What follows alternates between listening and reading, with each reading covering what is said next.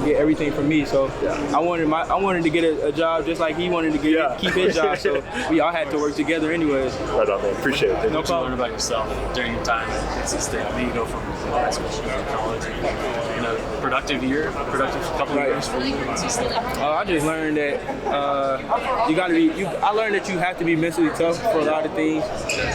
You got to have a very tight-knit circle. Like, you can't have everybody around, because everybody don't got the same type of goals and passion for things that you do. So that's like two things I learned about, like, making that jump from high school to college. Yeah. Lots of distractions, lots of more girls on campus. So it's a lot of things that go on being in the city. Yeah.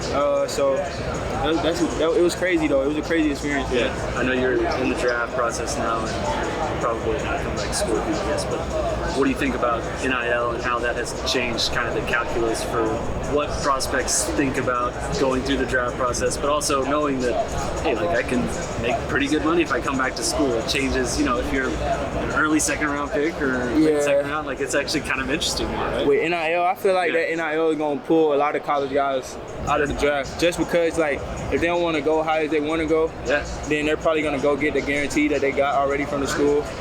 But I mean, take the money.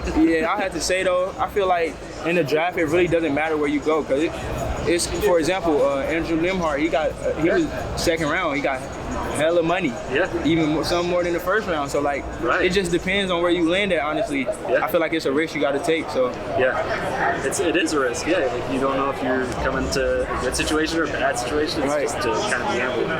How did NIL impact you at all? It really didn't have an impact on me going back to school. I just felt that I wanted to go back, so I went back.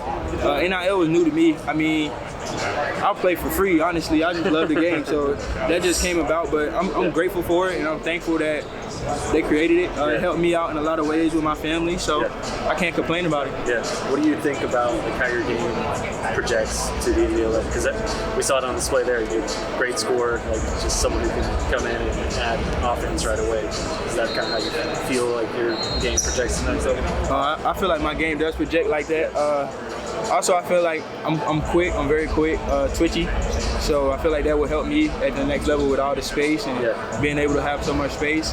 And also just me being able to shoot the ball. Like, I feel like me playing with veteran guys, superstars, will help them, honestly, having a threat that can shoot the ball. So everybody want to be around shooters. Right. So you don't box yourself in. You're a playmaker. Like, you create off the bounce. For sure. Yeah. So it's a lot that go into my game that can translate. So I'm just ready to get to it, man. Honestly, Good luck with the process. Thank you. Appreciate you. Thanks for Hey, man, big fan. Especially when I started watching you last year when you came in here and you lit stuff on fire. Right. And I want to say, how does it feel this year compared to last year? I don't know if anyone's asked you that. What's the, you have an advantage because you know what to expect. So how's that been like? It's been cool, man. I feel like me having that experience keep me comfortable, man. I'm so comfortable. Out there, I was comfortable. I feel good because I know how it goes. You feel me? I know what's going on. So just having that experience from last year and learning from NBA guys and veterans and being able to chop it up with guys in my agency and my agent, I feel like I'm just so comfortable, bro. So. What are some teams you have spoken with so far or worked out with? Brooklyn, Clippers, Detroit, Chicago, and right after the combine, I got my pro day in Sacramento. And you're a guy who you put up threes at a high clip, almost 10 a night over the last 2 years. What's something that goes behind the decision process or even the confidence for you, even if you're not making them that night, to just keep putting up the three-point shots? I mean, I work on it so much. It's like, you feel me? I know that the work gonna show. So I work on shooting the ball so much. I feel like everybody have an off night, but if you work on it, it's gonna be nice where you get it. You feel me? So like, you gotta shoot it to find out. You won't know until you shoot. But I feel like I also worked on like knowing when to like certain shots to shoot. I kind of fell back on shooting like a lot of contested shots. But at my school, that's kind of the player I had to be. I was the main scorer, So when it came down to it, I had the ball in my hands. And last thing I want to ask you, man, is I know everybody's working on their body. Everybody needs to get bigger going into the NBA. But one thing besides trying to get stronger, what is that you're focusing on heading into the NBA? learning how to read the game.